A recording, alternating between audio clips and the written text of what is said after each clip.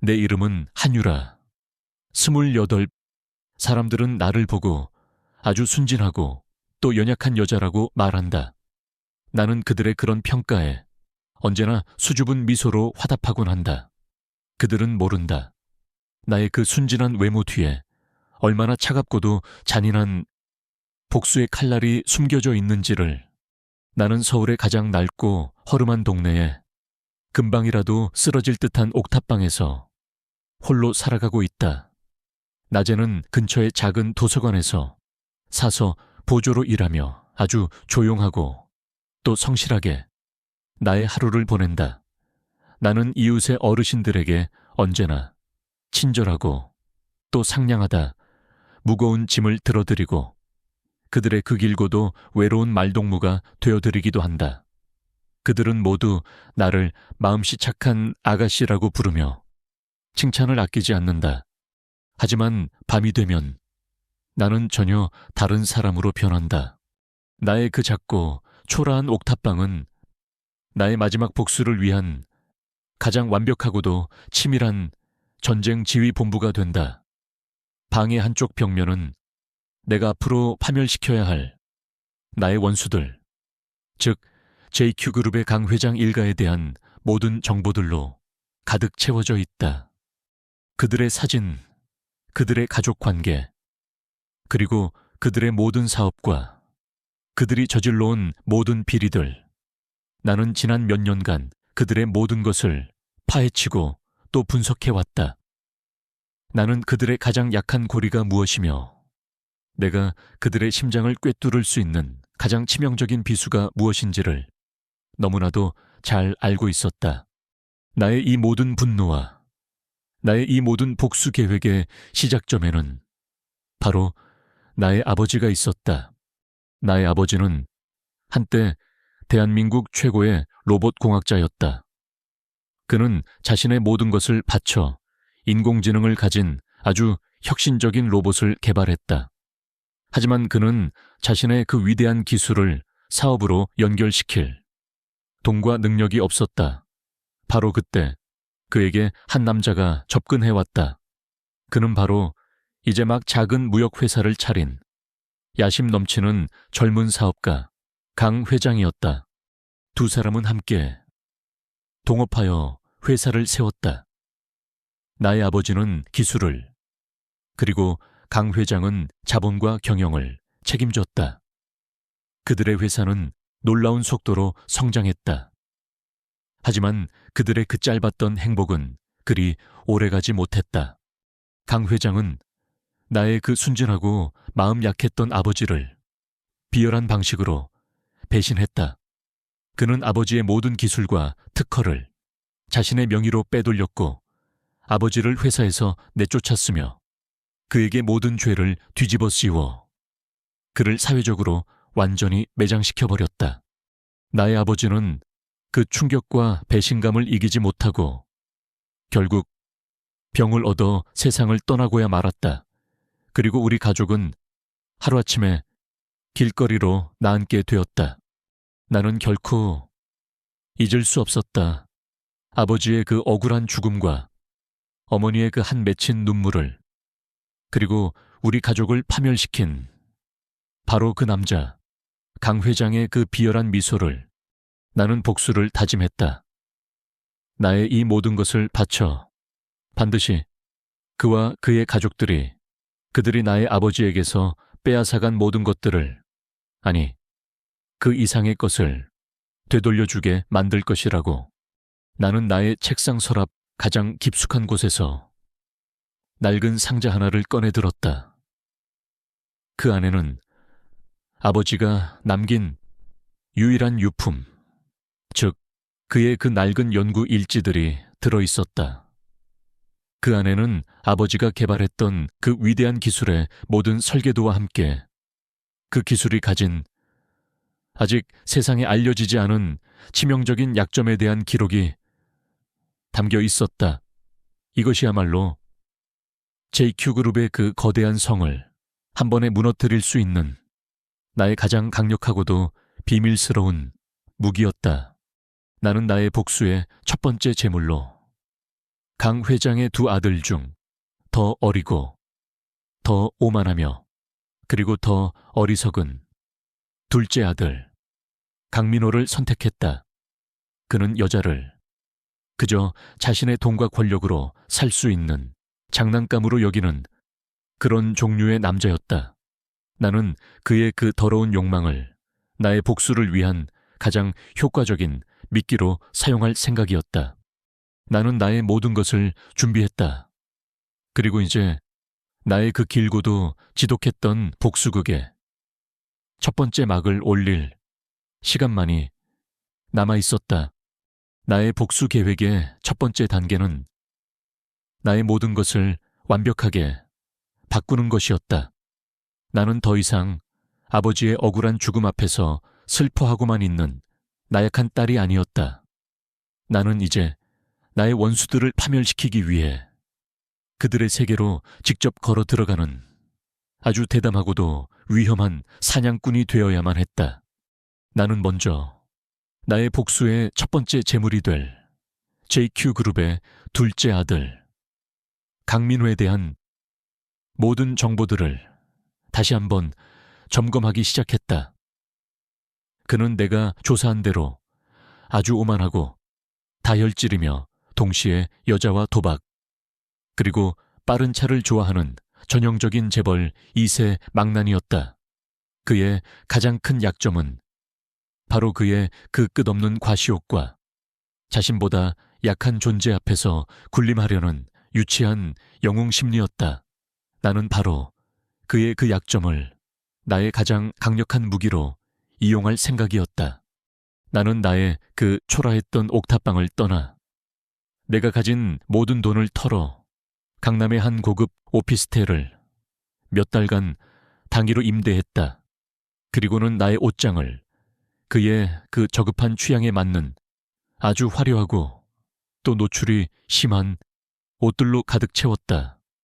나는 그가 좋아할 만한 백침이 넘치는 그러나 동시에 아주 섹시한 그런 여자를 연기할 준비를 하고 있었다.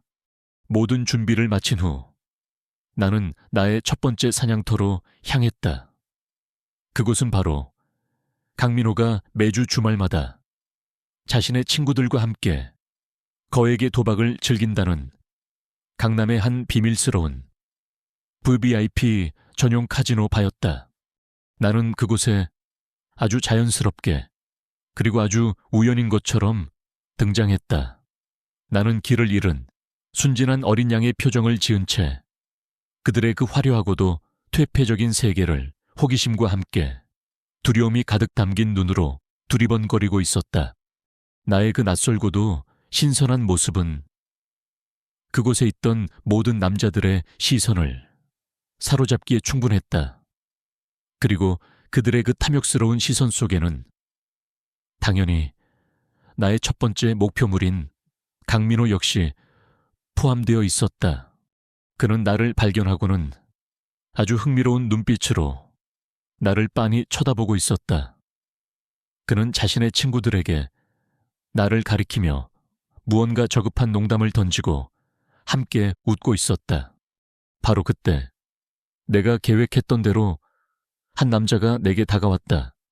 그는 강민호의 라이벌이자 그와 사이가 좋지 않은 다른 재벌 그룹의 아들이었다. 그는 내게 아주 느끼하고도 불쾌한 미소와 함께 술 한 잔을 권했다. 아가씨, 혼자 왔나?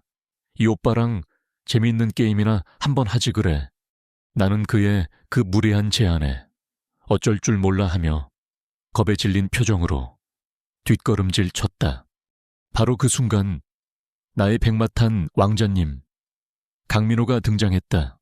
어이, 최 이사 내 손님한테 무슨 짓이야? 함부로 입 놀리지 않는 게 좋을 거야.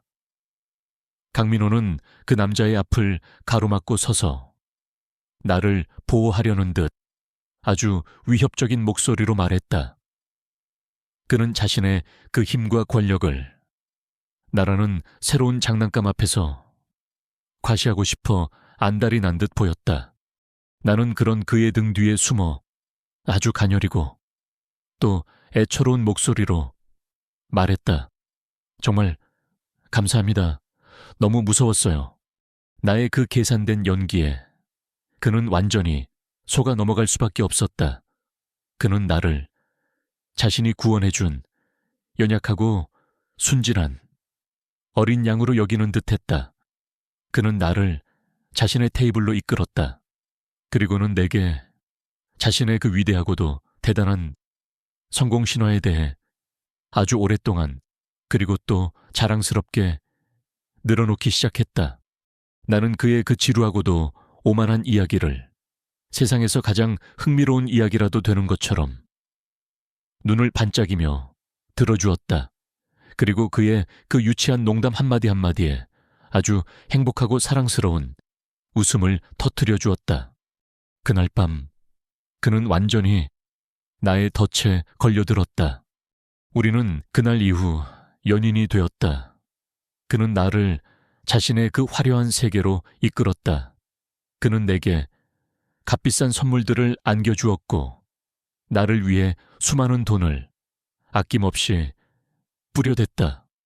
나는 그의 그 모든 것들을 기꺼이 그리고 아주 행복하게 받아주었다.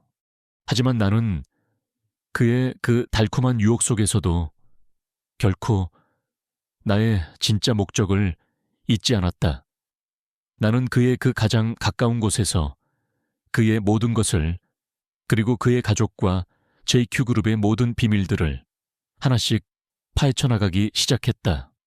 나는 그와의 대화 속에서 그의 형이자 JQ그룹의 진짜 후계자인 강민준에 대한 그의 그 지독한 열등감과 경쟁심을 읽어낼 수 있었다.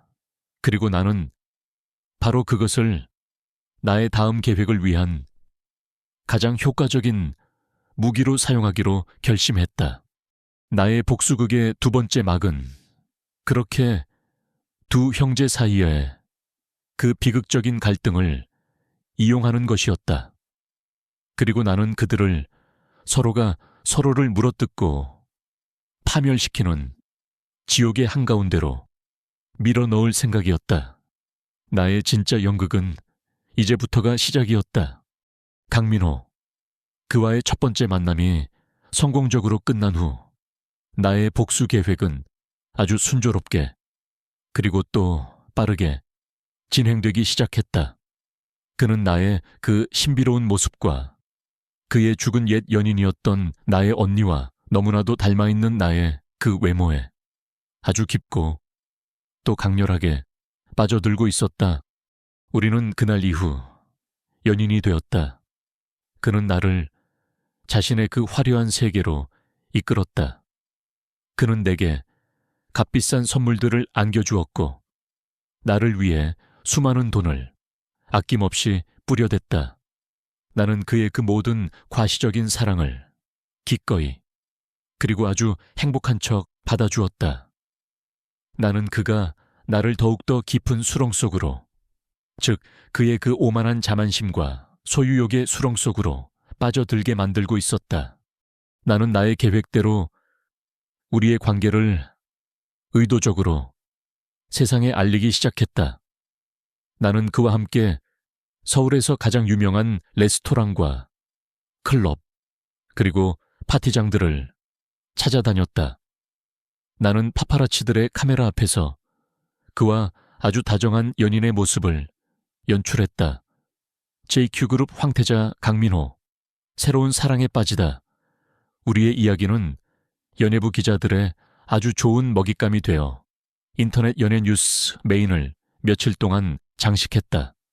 나의 그 계산된 행동은 마침내 내가 기다리던 그 남자의 심기를 건드리고야 말았다. 그는 바로 나의 복수의 진짜 목표물이자 JQ그룹의 진짜 후계자인 강민호의 형, 강민준 상무였다.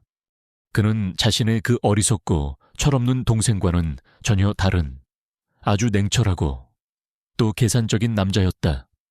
그는 나의 갑작스러운 등장과 그의 동생이 나에게 보여주는 그 맹목적인 사랑에 어떤 위협적인 낌새를 눈치챈 듯했다. 그는 마침내 내게 먼저 연락을 해왔다. 나는 그의 비서로부터 잠시 회사로 들어와 그와 면담을 해달라는 아주 정중하지만 그러나 그 안에 어떤 위협적인 의도가 숨겨진 전화를 받게 되었다. 나는 나의 때가 왔음을 직감했다. 나는 약속된 시간에 맞춰 JQ그룹의 본사, 그의 사무실을 찾아갔다. 그의 사무실은 그의 성격을 보여주듯 아주 깔끔하고 또 차갑게 정돈되어 있었다. 그곳에는 어떤 인간적인 온기도 찾아볼 수 없었다. 그는 나를 자신의 그 차가운 가죽 의자에 앉히고 나의 맞은편에 앉았다. 그의 눈빛은 나의 모든 것을 꿰뚫어 보려는 듯 아주 날카롭고 또 예리하게 빛나고 있었다. 오해나 씨, 맞습니까? 그가 먼저 입을 열었다. 제 동생 민호와 만나고 있다고 들었습니다. 목적이 뭐죠? 그는 어떤 인사도, 어떤 서론도 없이 곧바로 본론으로 들어갔다.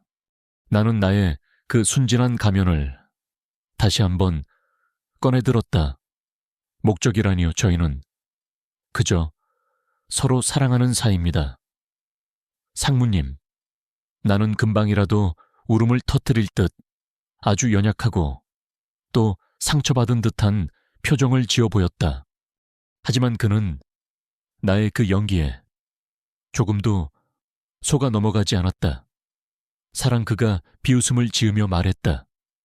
오해나 씨, 당신 같은 여자가 사랑이라는 단어를 그렇게 쉽게 입에 담을 자격이 있다고 생각하십니까? 당신이 내 동생에게 접근한 진짜 목적이 그의 돈인지 혹은 그 이상의 다른 무엇인지를 나는 알아야겠습니다. 그는 나의 앞에 백지수표 한 장을 던지듯 내려놓았다. 이름을 쓰시죠. 원하는 액수를 얼마면 되겠습니까? 얼마면. 내 동생 앞에서 그리고 우리 가족 앞에서 영원히 사라져 줄 수 있겠냐는 말입니다. 나는 그의 그 오만한 제안에 분노가 치밀어 올랐지만 애써 그것을 감추었다. 대신 나는 나의 그 마지막 히든카드를 꺼내들기로 결심했다. 나는 더 이상 그 앞에서 순진한 여자를 연기하지 않기로 했다.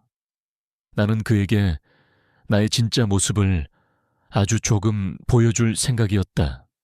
나는 테이블 위에 놓인 그 백지수표를 아주 우아한 손짓으로 그에게 다시 밀어보냈다. 그리고는 나의 얼굴에서 모든 순진한 표정을 지우고 그를 아주 차갑고 또 매혹적인 미소와 함께 마주 보았다. 상무님, 저를 상무님 동생이 그동안 만나왔던 그런 값싼 여자들 중 하나로 보신 모양이군요. 하지만 어쩌죠, 저는 돈에는 전혀 관심이 없는 여자라서요. 나의 그 예상치 못한 대답과 180도 달라진 나의 그 모습에 그의 얼굴에 아주 미세한 당혹감의 빛이 스쳐 지나갔다. 제가 관심 있는 것은 돈이 아니라 JQ그룹의 미래입니다. 내가 말했다. 특히 상무님께서 지금 그룹의 명운을 걸고 추진하고 계신 그 위험천만한 동남아시아 리조트 개발 사업의 미래 말입니다. 나의 그 한마디가 그의 그 얼음장 같았던 포커페이스를 완전히 무너뜨리고야 말았다. 그의 눈빛이 경악과 함께 지진이라도 일어난 듯 세차게 흔들리고 있었다. 그는 자신의 그 가장 은밀한 계획을 내가 그것도 이렇게 상세하게 알고 있다는 사실을 도저히 믿을 수 없다는 듯한 표정이었다. 나는 자리에서 일어섰다. 그리고는 그에게 마지막으로 나의 그 의미를 알 수 없는 미소를 선물해 주었다. 상무님, 저는 상무님의 적이 아닙니다. 오히려 아주 훌륭한 파트너가 될 수도 있을 겁니다. 한번 잘 생각해 보시죠. 그럼 다음에 또 뵙겠습니다. 나는 그 말을 마지막으로 그의 사무실을 빠져나왔다. 나의 두 번째 전쟁 역시 나의 완벽한 승리로 그 막을 내리고 있었다. 나는 이제 JQ그룹의 그 두 마리의 오만한 늑대들을 모두 나의 발 아래 두게 된 것이었다. 그들은 이제 나라는 한 여자를 차지하기 위해 서로를 물어뜯고 또 핥히게 될 터였다. 그리고 나는 그들의 그 지옥과도 같은 싸움을 가장 높은 곳에서 아주 즐거운 마음으로 감상하게 될 것이었다. 나의 진짜 복수극은 이제부터가 시작이었으니까. 강민준 상무와의 그 살벌했던 첫 번째 만남 이후 나의 복수 계획은 새로운 그리고 더욱더 위험한 국면을 맞이하고 있었다.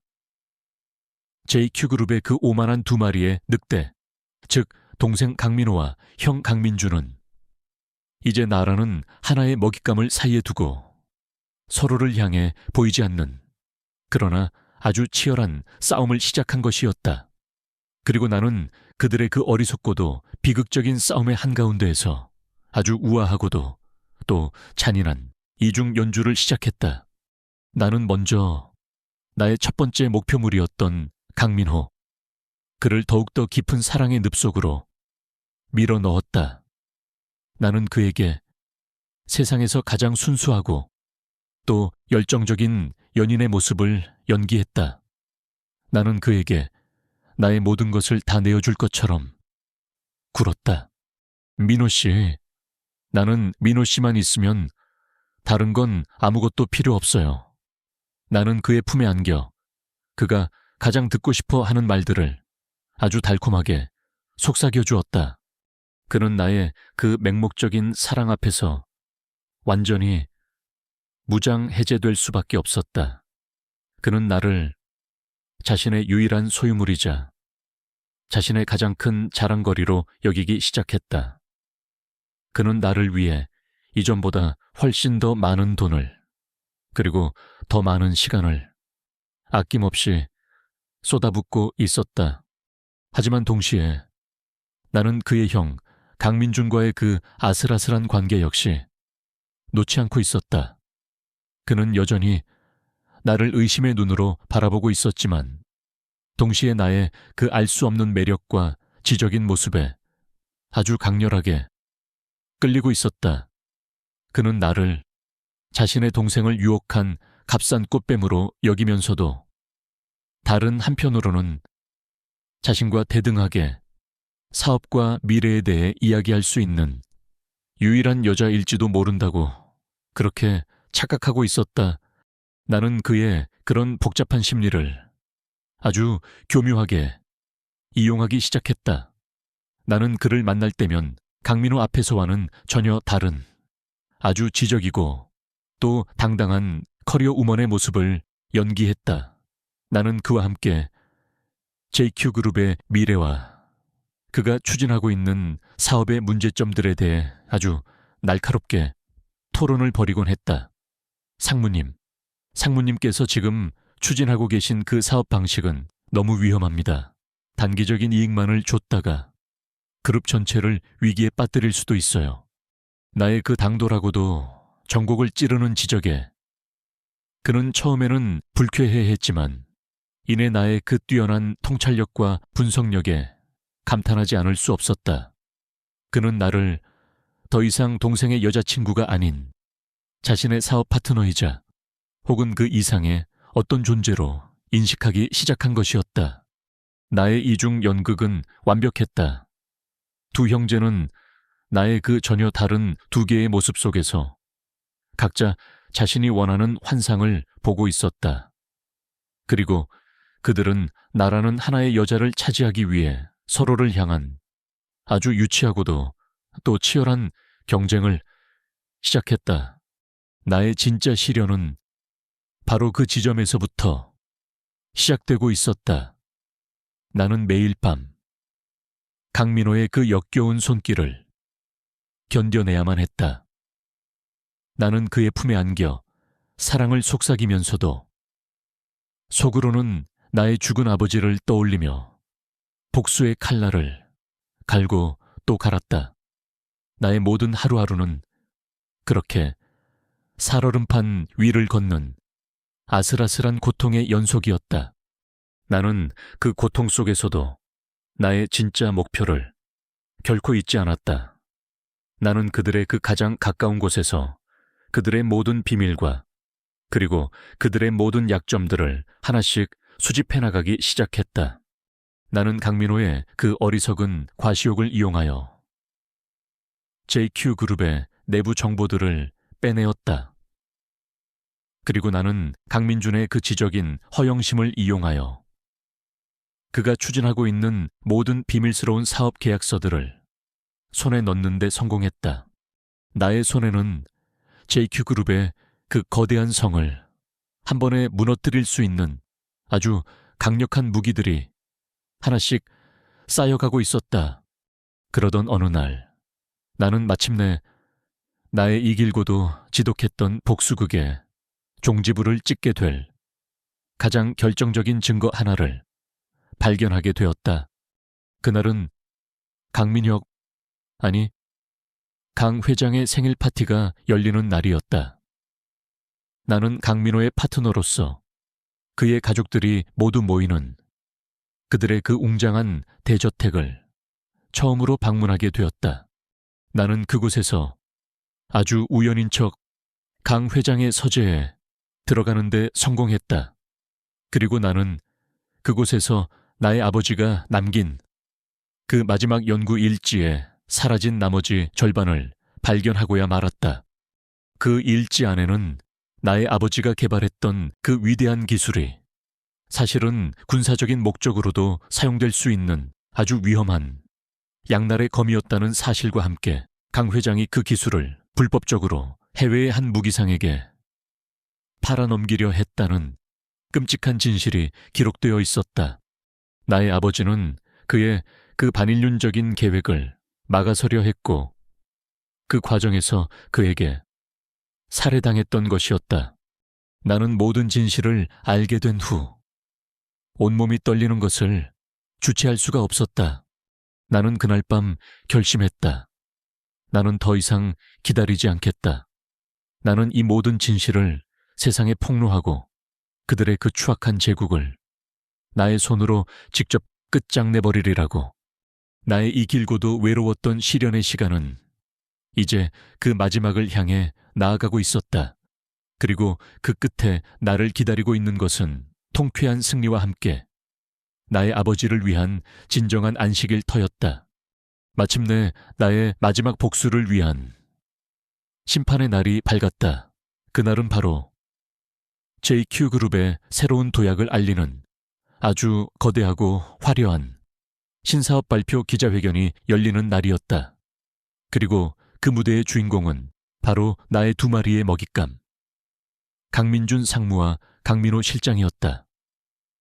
나는 그들의 그 가장 빛나는 성공의 순간을 가장 비참하고 끔찍한 파멸의 순간으로 바꾸어 줄 생각이었다. 나는 그날 아침 아주 오랜만에 나의 아버지의 그 낡은 연구 일지를 다시 한번 펼쳐 들었다. 그 안에는 나의 아버지가 평생을 바쳐 이룩한 그 위대한 기술의 설계도와 함께 JQ그룹의 추악한 비밀들이 고스란히 담겨 있었다. 나는 그것들을, 나의 마지막 무기를 아주 소중하게 나의 가방 깊숙한 곳에 챙겨 넣었다. 나는 나의 동지 수민이에게 마지막으로 연락했다. 수민아, 오늘 밤 8시 내가 신호를 보내면 우리가 준비한 모든 자료들을 세상에 공개해줘. 그리고 고마웠어. 정말. 기자회견이 열리는 곳은 서울의 한 최고급 호텔의 그랜드 볼룸이었다. 그곳에는 대한민국의 모든 언론사 기자들과 재계의 유명 인사들이 JQ그룹의 새로운 도약을 축하해주기 위해 모두 모여 있었다. 나는 강민호의 파트너로서 그의 팔짱을 낀 채 그 화려한 무대 위로 올라섰다. 나는 세상에서 가장 행복하고 또 자랑스러운 연인의 미소를 지으며 나의 마지막 연기를 시작했다. 강 회장과 그의 두 아들은 자신감 넘치는 목소리로 자신들의 새로운 사업 계획에 대해 아주 오랫동안 그리고 또 자랑스럽게 늘어놓았다. 그들은 자신들이 이 나라의 미래를 이끌어갈 위대한 리더이자 성우자인 것처럼 행동하고 있었다. 나는 그들의 그 위선적인 연극을 아주 차가운 미소와 함께 지켜보고 있었다. 마침내 그들의 발표가 끝나고 기자들과의 질의응답 시간이 시작되었다. 바로 그때 내가 기다리던 나의 신호가 시작되었다. 기자들 가장 앞자리에 앉아있던 나의 친구 수민이가 가장 먼저 손을 들고 질문을 던졌다. 그녀의 질문은 아주 순진하고도 또 평범해 보였다. 두 분 형제께서는 평소에도 아주 우애가 깊으신 것으로 알려져 있습니다.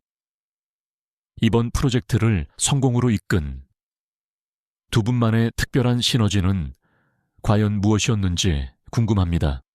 그녀의 그 질문은 바로 두 마리의 늑대를 서로 물어뜯게 만들기 위한 내가 던진 첫 번째 미끼였다.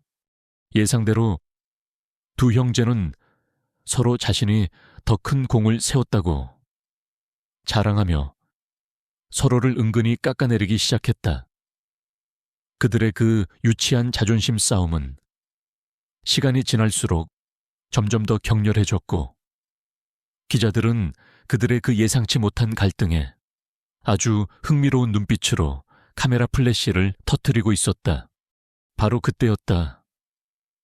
내가 마침내 나의 그 길었던 침묵을 깨고 무대 중앙으로 나서는 순간 나는 사회자의 마이크를 빼앗아 들었다. 그리고는 나를 바라보고 있는 모든 사람들을 향해 그리고 나의 원수들을 향해 나의 진짜 목소리로 말하기 시작했다. 나의 얼굴에서는 지난 몇 달간 내가 애써 유지해왔던 그 순진한 미소가 차갑게 사라지고 있었다. 두 분의 그 위대한 시너지에 대해 제가 더 잘 설명해 드릴 수 있을 것 같군요.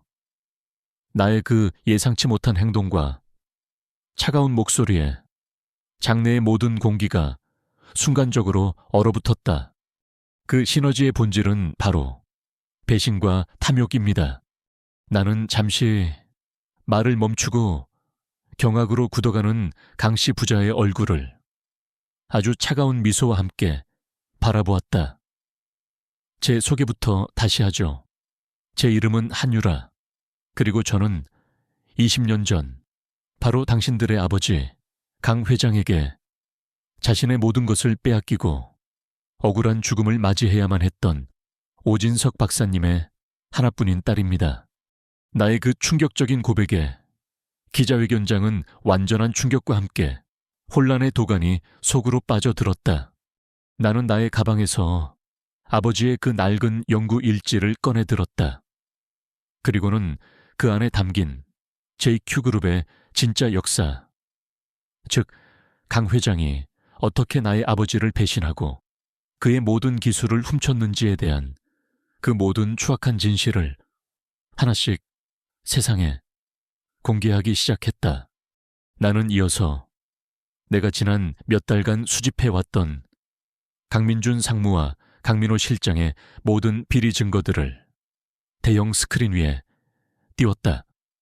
그들의 그 더러운 돈과 추악한 여자 관계, 그리고 그들이 저질러온 모든 불법적인 행위들까지 모든 것이 끝났다.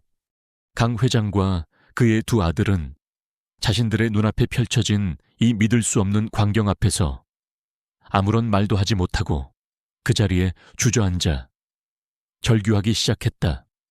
그들의 그 오만했던 제국과 그들의 그 완벽했던 가면이 나의 손에 의해 가장 화려하고도 잔인한 방식으로 완전히 파괴되는 순간이었다. 나는 그런 그들의 비참한 마지막 모습을 아무런 감정도 없는 눈으로 차갑게 내려다 보았다. 이것이 당신들이 나의 아버지에게 주었던 그 절망에 대한 나의 대답입니다. 이제 당신들의 그 더러운 돈과 함께 지옥의 가장 깊은 곳으로 떨어지세요. 나는 그 말을 마지막으로 무대 아래로 내려왔다. 기자회견장 안은 온통 기자들의 플래시 세례와 사람들의 비명소리, 그리고 모든 것이 무너져 내리는 파멸의 소음으로 가득 차 있었다. 나는 그 모든 혼란을 뒤로 한 채 홀로 그곳을 빠져나왔다. 나의 길고도 지독했던 복수는 그렇게 막을 내리고 있었다. 나는 나의 아버지의 억울한 죽음에 대한 그 모든 한을 풀어준 것이었다. 하지만 나의 마음은 조금도 후련하지 않았다. 오히려 나의 마음속에는 어떤 깊고 시린 허무함만이 가득할 뿐이었다. 나는 이제 어디로 가야 할까? 나의 그 마지막 복수극이 대한민국 전체를 뒤흔드는 거대한 스캔들이 되어 세상에 알려진 후 나는 홀로 아주 먼 곳으로 떠나왔다. 그곳은 아무도 나를 알지 못하는 동해의 한 작은 바닷가 마을이었다. 나는 그곳의 작은 민박집에 방을 하나 얻고 지난 몇 년간 나를 짓눌러 왔던 모든 것들을 씻어내리고 싶었다. 나는 매일같이 텅 빈 백사장을 정처 없이 걷고 또 걸었다. 나의 귀에는 내가 만들어낸 그 거대한 파멸의 소음 대신 그저 고요한 파도 소리만이 들려오고 있었다. 서울에서는 나의 그 통쾌했던 복수극의 마지막 장이 펼쳐지고 있었다.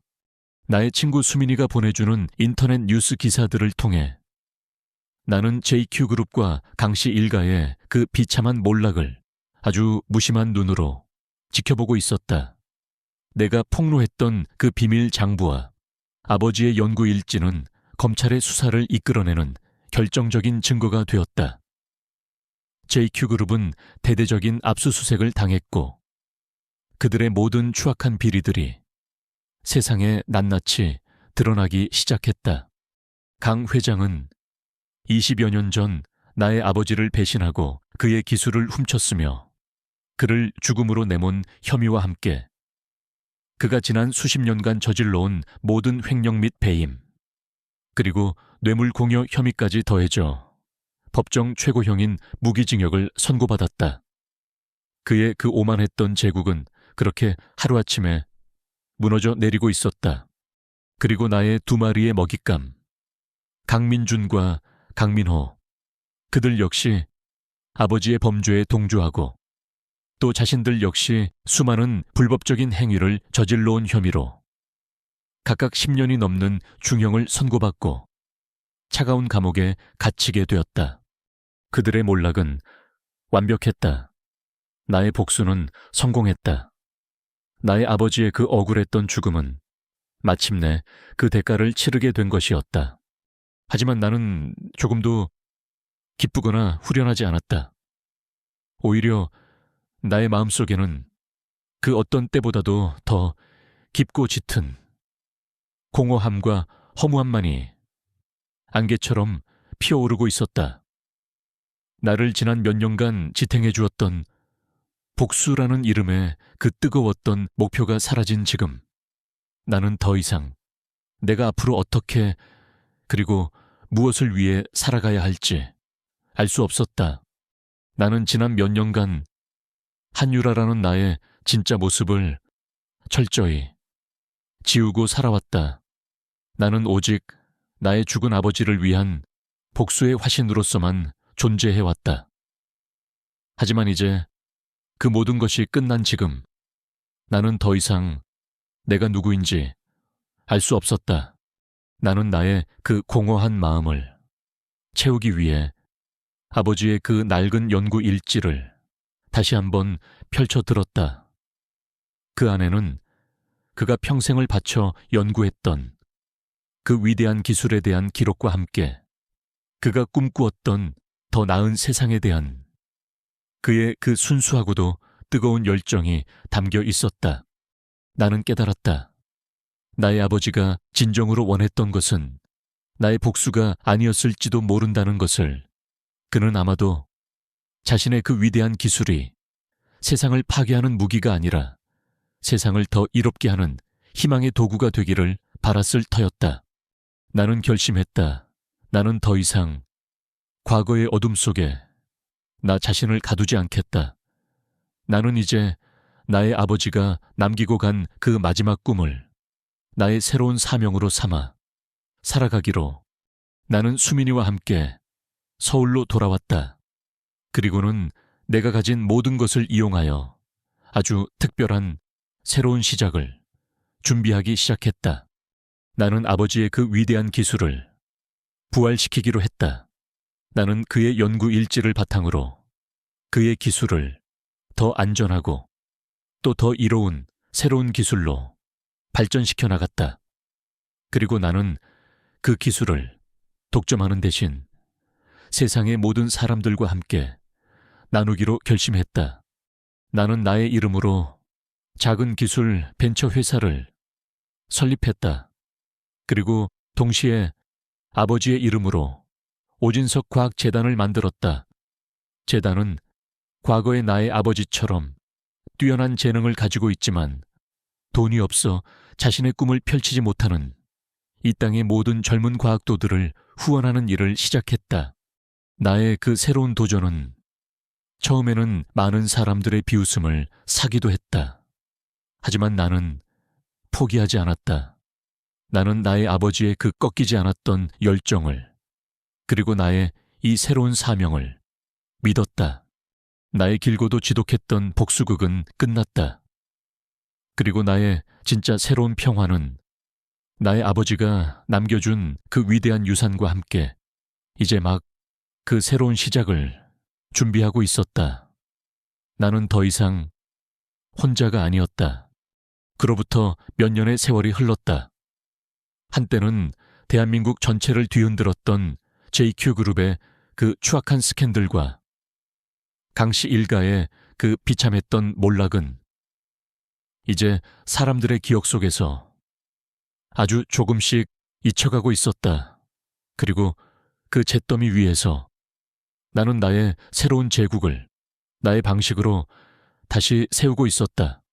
나는 나의 아버지 오진석 박사님께서 남기신 그 위대한 연구 일지를 바탕으로 진석 이노베이션이라는 이름의 작은 기술 벤처 회사를 설립했다.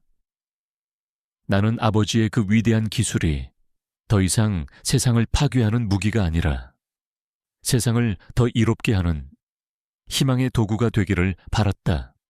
나의 도전은 처음에는 많은 사람들의 비웃음을 사기도 했다. 하지만 나는 포기하지 않았다. 나는 나의 모든 것을 바쳐 아버지의 기술을 더 안전하고 또 더 혁신적인 새로운 기술로 발전시켜 나갔다. 그리고 마침내 나의 그 끈질긴 노력은 세상의 인정을 받기 시작했다. 나의 회사는 놀라운 속도로 성장했다. 우리는 인공지능과 로봇 기술 분야에서 가장 혁신적인 기업 중 하나로 주목받기 시작했다. 나는 더 이상 복수의 화신 한유라가 아니었다. 나는 대한민국 IT 업계가 주목하는 가장 젊고 또 가장 유능한 여성 CEO 한유라 대표가 되어 있었다.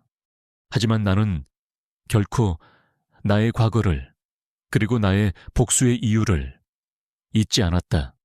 나는 나의 성공을 더 이상 나 자신만을 위해 사용하지 않기로 결심했다. 나는 나의 아픈 과거를 이제는 더 큰 사랑과 희망의 이야기로 만들어 나가기로 결심했다. 나는 나의 아버지의 이름으로 오진석 과학재단을 설립했다. 재단은 과거의 나의 아버지처럼 뛰어난 재능과 열정을 가지고 있지만 거대 기업의 횡포와 부조리한 현실의 벽 앞에서 자신의 꿈을 포기해야만 하는 이 땅의 모든 젊은 과학도들과 벤처 기업들을 돕는 일을 시작했다. 우리는 그들에게 경제적인 지원뿐만 아니라 법률적인 자문과 함께 그들의 그 소중한 기술과 권리를 지켜낼 수 있도록 든든한 방패가 되어 주었다. 어느 날 나는 재단을 통해 한 젊은 발명가를 만나게 되었다.